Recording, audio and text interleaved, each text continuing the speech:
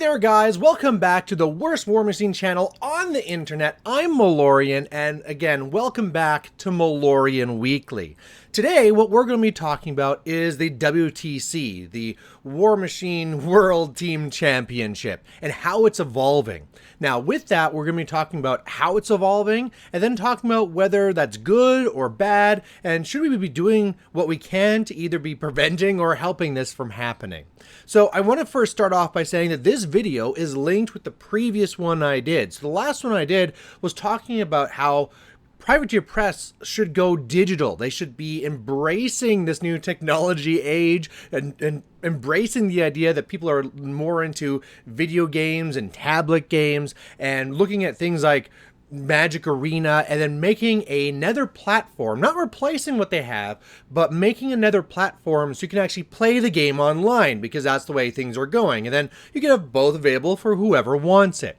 Today, the focus is going to be on the WTC and how, obviously, during this time of the pandemic, it couldn't happen. You know, like, oh, people are sick all over the world. Well, let's get them all together so we can just dig one mass grave. No, we didn't have that. I was like, nope, this is over. We're not going to do this. Instead, it's nothing. There was no real option given for like, well, we're not going to do this, but we're going to delay it a couple of months, or we'll do like regional events and then kind of come together after to reduce the numbers. Nothing like that. So what some people did is they went and made the VTC, the Virtual Team Championship. And the idea was like, hey, look, everybody's using this WarTable program that people are going on and using.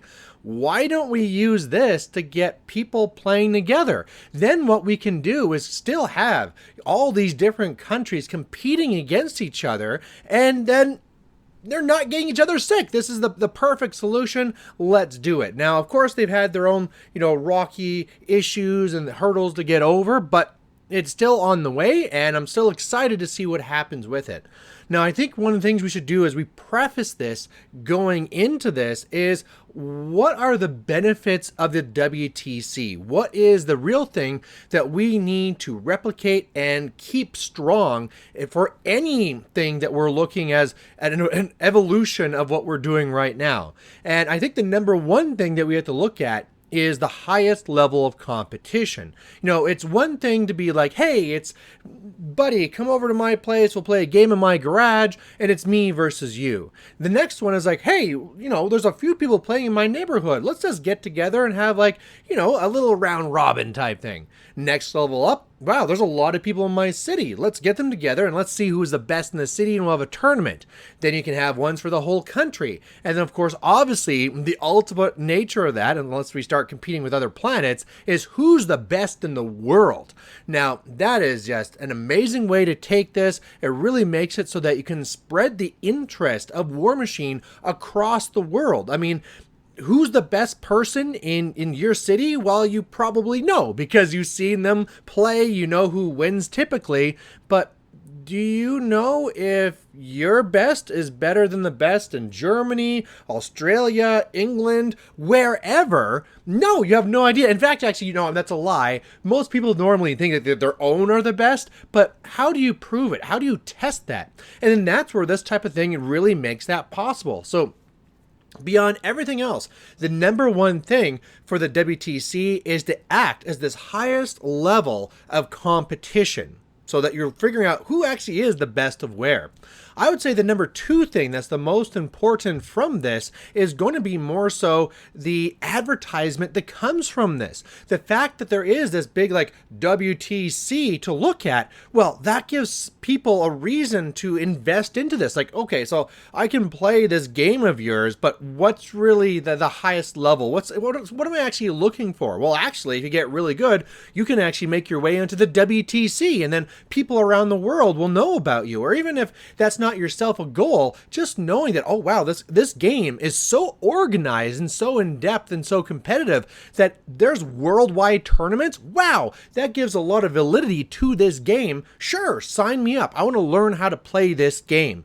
And number three is, I would say, that interaction, the fact that now you're getting communities talking to each other. As I said, as the levels go up, when you get to that level where like our store is taking on your store. My state or province is playing against your state.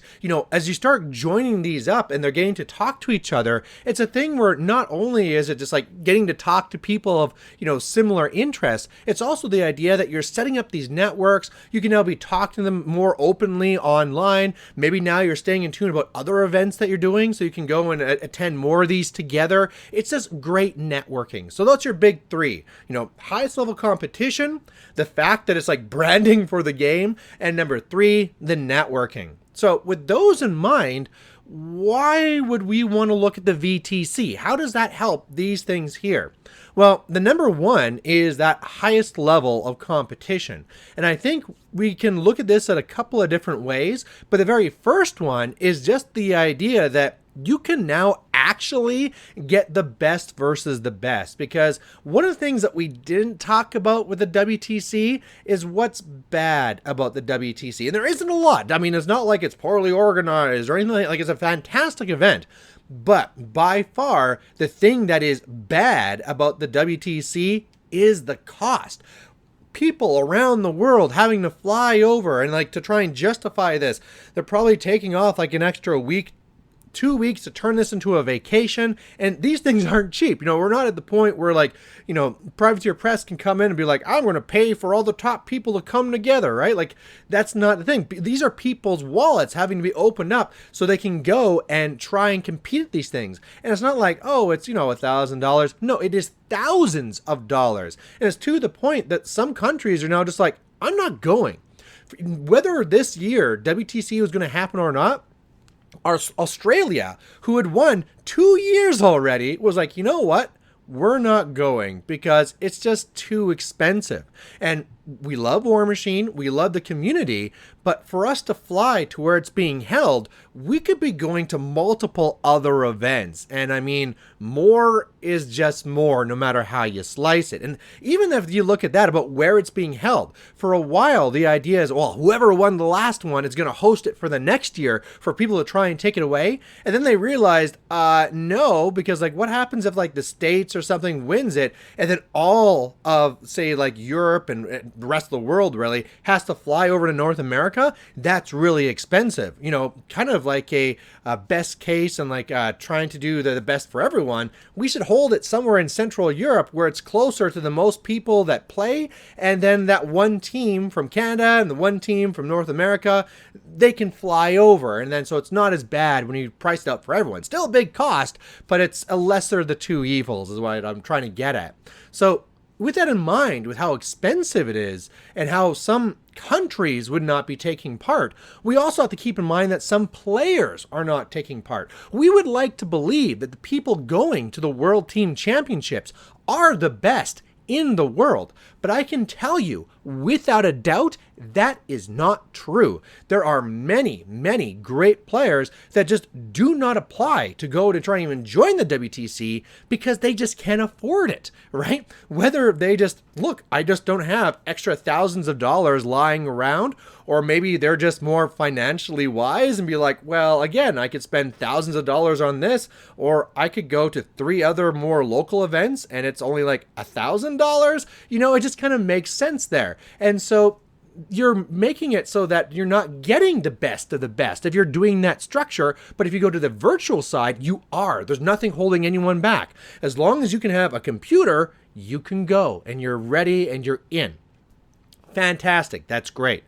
Now, I think something that's big with this as well for why this is a big advantage going virtual is also how clean it is. The fact that, okay, if it's on the board, there's going to be nudges, there can be mistakes, blah, blah, blah, blah, blah. When it's online, it is all precise to the pixel, right? As you move things around, as you roll the dice, there is nothing unclear. There's never where the dice is on a tilt. There's never a thing where like, oh, was this in or not? And judges have to go look. Like, no, it's very clear and obvious whether something is in or out. Now, there would have to be some more improvements to this. So, I mean, Lars and the team working on WarTable, you're doing a great job. But I mean, like something where you could have like an undo button for moving and stuff like that. That'd be fantastic. A log that also captures when you moved models and when you put on tokens and relations to things. That's the next step. And that's the only thing that's really missing there. But even without that, the tool as it is right now is so clean and so precise that if this event is to be there, to be like, hey, we have this to be the truest form of combat in Warmachine, well, this is the perfect media for it. So in that case, it is just purely better.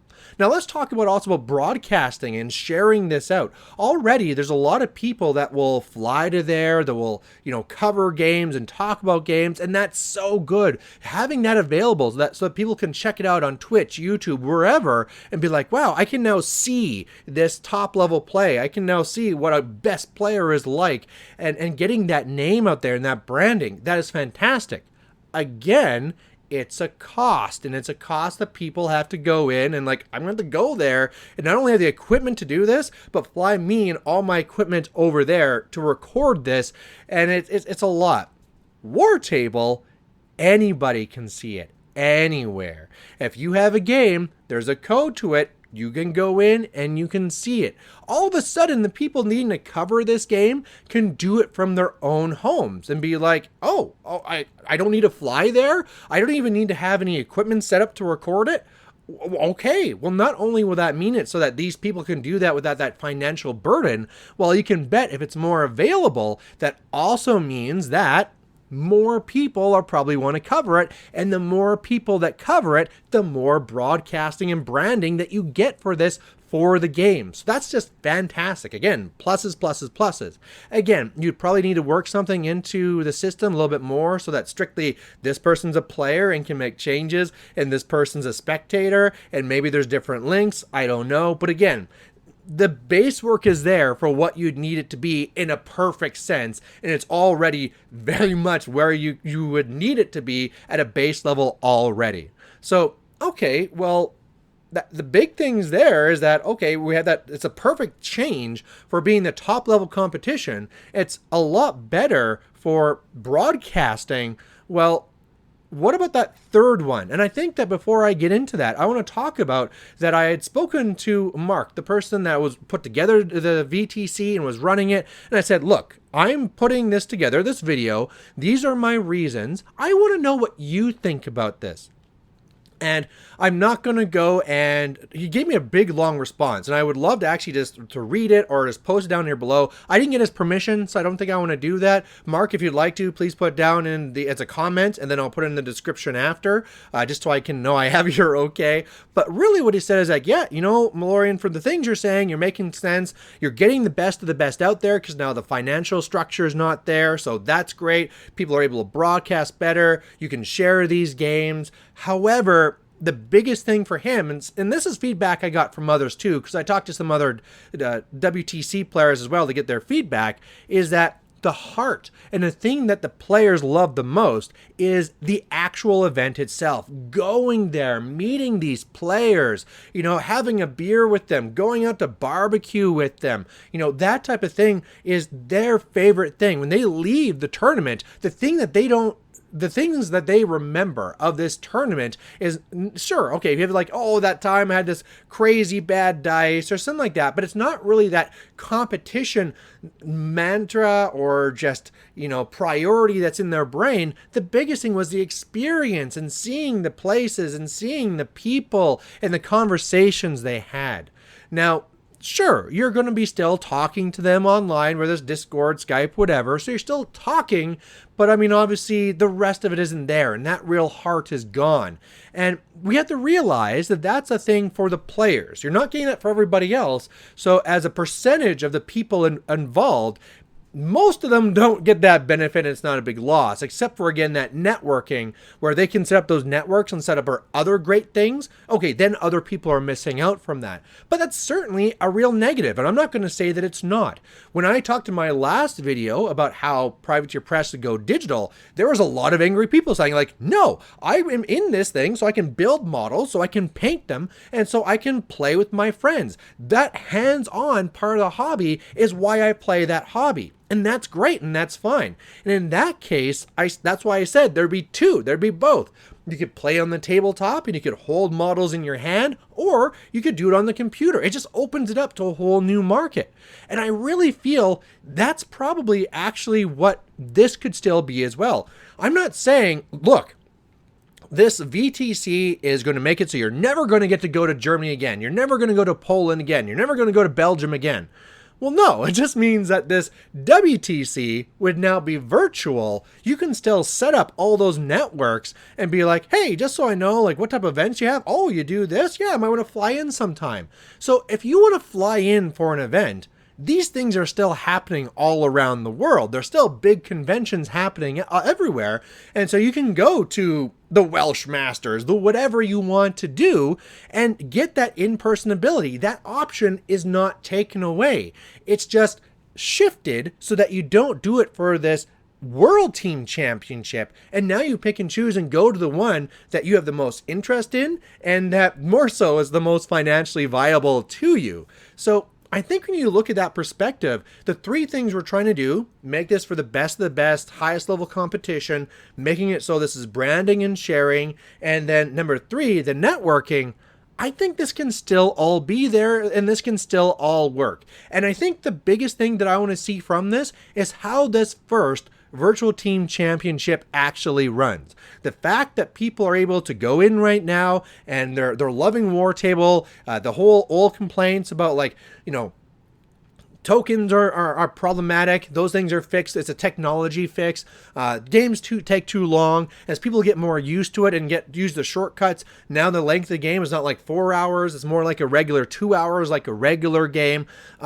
All those normal complaints and things about it are being worked out, and it's all in place for this Virtual Team Championship to be a massive success. And so my hope is that they go into this Virtual Team Championship and it is a massive success, and then in the future they're like, wow, that worked out so well for WTC next year. Let's just do this. Yeah, everybody, as you do these things, let's just do this. I think another great example is one of the things that we've been really struggling here in Canada is that how do we figure out who is the best in Canada? For those who don't know, we're a big country, and us on the West Coast never play against people in the East Coast. Oddly enough, the more times that we would get that connection is if we actually play in a tournament in the States. That's the time that we come together. In between us, there's, like, you know, crops and lots of plains. There's not a lot of big tournaments there, so we usually just play our own coasts and our own sides, and we don't get to playing against each other. So how do you set up who should even be on the WTC teams? Who is the best? Do you have like a West Coast team and an East Coast team? And then what happens if you get a third team? You send like a random mixture of moose and beavers? That's really tough.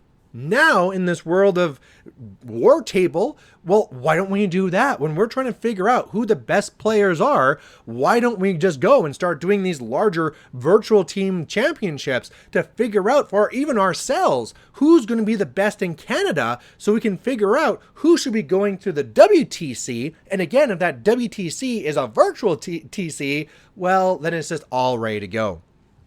Now, I think before I wrap this up, I think there's one more thing I want to comment on, because this is one comment and counter I've been hearing, and that's the idea of time zones. And of course, that is a negative when I'm trying to play against somebody else. Even right now, where it's like, hey, there's a person on East Coast Canada that I, the West Coaster, want to be playing against, they can be multiple hours difference from me. And obviously, if I want to play someone who's in Europe, they're going to be almost exactly opposite of me.